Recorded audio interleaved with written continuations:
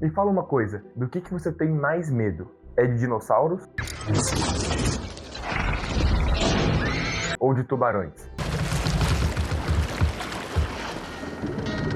Nesse novo episódio da minha série Eu Não Tenho Repertório, a gente vai abrir Steven Spielberg com a nata, a puríssima nata, Jurassic Park e Tubarão.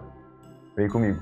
Jurassic Park começa com o Dr. Grant e a Dra. Sattler, que trabalham como arqueólogos escavando lá fósseis de dinossauro, aqueles pincéizinhos, no meio do deserto. Até que do nada aparece um milionário que quer fazer um parque de dinossauros e chama os dois para poder aprovar o parque deles legalmente. Sabe quando você vai comprar uma pasta de dente e tá lá 9 a cada 10 dentistas recomendam? É meio que a mesma coisa. 9 a cada 10 arqueólogos recomendam o parque dos dinossauros. Esse bilionário, que eu esqueci o nome agora e não é muito importante na verdade, ele descobriu uma forma de poder clonar as células dos dinossauros através de um mosquito lá que eles encontraram. Tinha o sangue dos dinossauros no DNA deles. E aí, por causa disso, ele conseguiu fazer dinossauros voltarem à vida e criou novos embriões de dinossauros. E como o capitalismo é essa coisa maluca, ele resolveu que ia fazer um parque com isso e ele precisava da aprovação dos dois arqueólogos. O briefing é basicamente esse. Jaws, Tubarão, enfim, chame como você quiser, quer chamar de Cláudia, chama de Cláudia. Esse filme vai contar a história de um chefe de polícia chamado Martin Brody, ou só Brody, que é um nova-iorquino que vai para uma cidade pequena para poder de fato controlar ali aquelas cidades típicas que não tem assassinato, que não tem nada, aquelas coisas bem tranquilas. E a cidade é uma cidade que vive muito do turismo no verão, porque é uma cidade praiana e tal e tudo mais. E aí no verão, onde eles basicamente fazem a renda pro ano inteiro da cidade, começa a ter um tal de um ataque de tubarão. E o Brody, ele vai ter que dar um jeito de resolver essa situação. Como é que ele vai matar um tubarão? Eu não sei. O filme é basicamente esse, só que existem uma série de complicações em relação a tudo isso, porque, como eu falei, o sustento da cidade é a praia. Então, como é que você fecha a praia no sustento da cidade? Você vai deixar a cidade quebrada. Mas tem um tubarão na praia, o que você vai fazer? E o Brody vai ter que lidar com todas essas situações. Basicamente, esse aí são os dois filmes. Uma coisa muito interessante é que eles têm, acho que, 16 a 20 anos de diferença. Então, eles têm técnicas muito diferentes para poder fazer o que eles fazem. Jurassic Park, por exemplo, é um filme em que já existia o CGI, que, como eu falei no episódio passado, é que você fazia as coisas pelo computador em vez de gravar elas diretamente. Isso é muito interessante, porque em 93 a gente vai ter um CGI de dinossauros que é muito bem feito. Existem algumas cenas que não são CGI, mas a maior parte do filme é CGI, e é um CGI muito interessante. Jaws, por outro lado, não tinha CGI em 73, que é quando o filme saiu. Então eles tinham que dar os pulos dele, né, do your jumps, como diria em inglês, para conseguir fazer o tubarão e tudo mais. O Spielberg, ele tentou usar um tubarão mecânico, mas ele teve muitos problemas com ele, porque, enfim, tava errado, o negócio travava e tal. E ele teve que utilizar uma técnica muito interessante para poder fazer isso, que é o terror psicológico. Tanto o Jurassic Park quanto o Tubarão são filmes que trabalham com o terror antes de ele aparecer. Inclusive, é muito interessante, porque em Tubarão especificamente, o tubarão não aparece até a metade do filme. Você só fica naquela coisa de água se movimentando,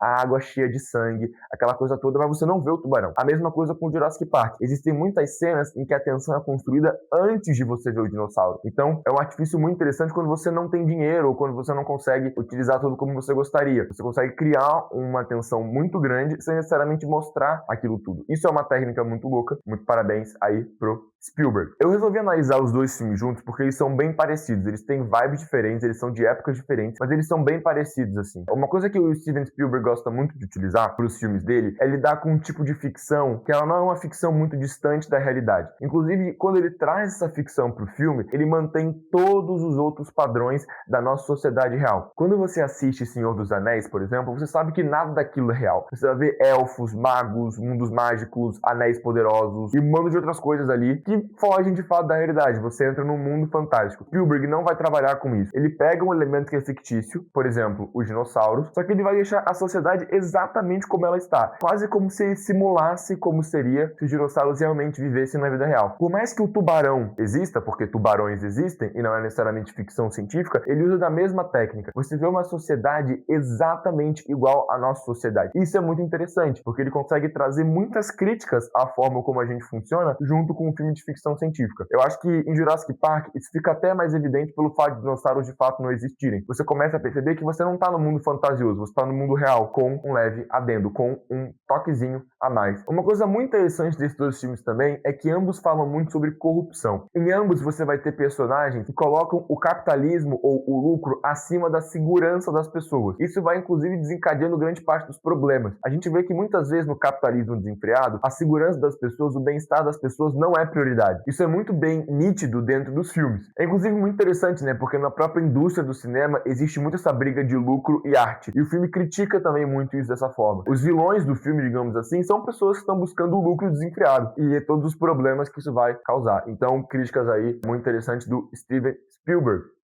As pessoas acham que esses filmes são de terror. Muitas pessoas falam que o Tubarão é de terror, mas meio que não é verdade. São filmes que têm muito mais uma vibe de drama e de tensão do que necessariamente terror como filmes propriamente de terror. Eles trabalham com essas tensões mais psicológicas, com essa questão toda de fato de deixar tenso, mas eu não diria que é terror. Não vai ter jumpscare, não vai ter nada do tipo. Não é terror. Uma coisa muito interessante também é essa palavra que o Steven Spielberg ama, que é a tensão. Diferentemente de outros tipos de tensão que a gente também analisou no último vídeo, como é o caso de O Drama ou filmes mais antigos, o caso de Marca da Maldade, que trabalham muito bem a tensão na ideia de bomba-relógio, o Steven Spielberg não trabalha assim. Ele gosta de trabalhar com um tipo de tensão que é meio baseado em causas e consequências, como se fosse um navio afundando. Você se sente tensionado não porque algo pode explodir a qualquer momento, mas porque você vai vendo as coisas piorando de forma gradativa, como de fato um navio afundando. Você entende que a cena é tensa e você vai vendo as coisas piorarem a cada segundo. É um tipo de tensão que eu particularmente prefiro, e fica muito evidente também em Jurassic Park. A gente consegue ver que um erro, ele vai levando a outras coisas cada vez piores e elas vão sempre se escalonando. É um tipo de tensão que eu particularmente gosto bastante. Em Jaws é meio que a mesma coisa. A gente tem aquela coisa do problema que parece estar resolvido, mas ele não tá. Ele vai se agravando e as coisas vão ficando cada vez mais tensas e tem cada vez mais coisas em jogo. Eu acho que funciona bastante. Isso é uma coisa muito interessante, assim, porque eu acho que o Steven Spielberg, ele é um mestre da tensão, muito subestimado. Eu acho que as pessoas não falam tanto dele quanto eu acho que deveriam falar. Ele faz trabalhos muito bons em questão de saber te tensionar de forma muito boa. Uma coisa também que a gente pode falar um pouquinho é sobre a trilha sonora. Ambas são feitas pelo queridíssimo John Williams, que fez basicamente tudo que você conhece. Jurassic Park,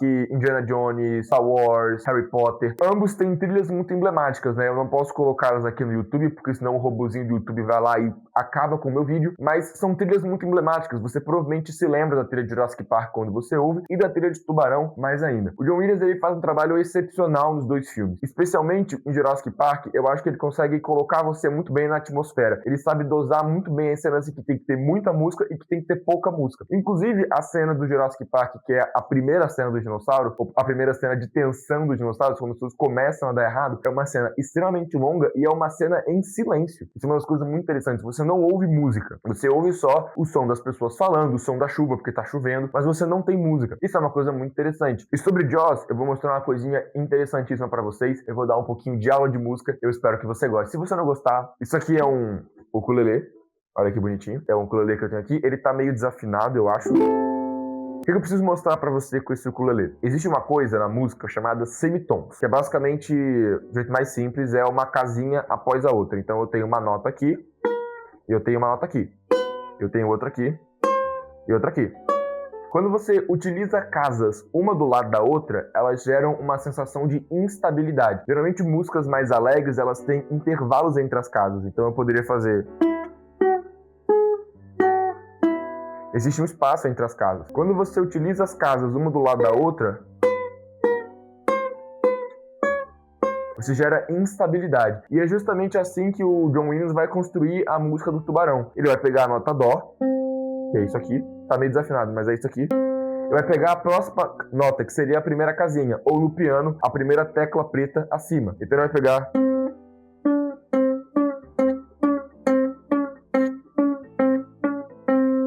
A música é basicamente essas duas notas, porque ele entende que a partir dos semitons você vai ter instabilidade.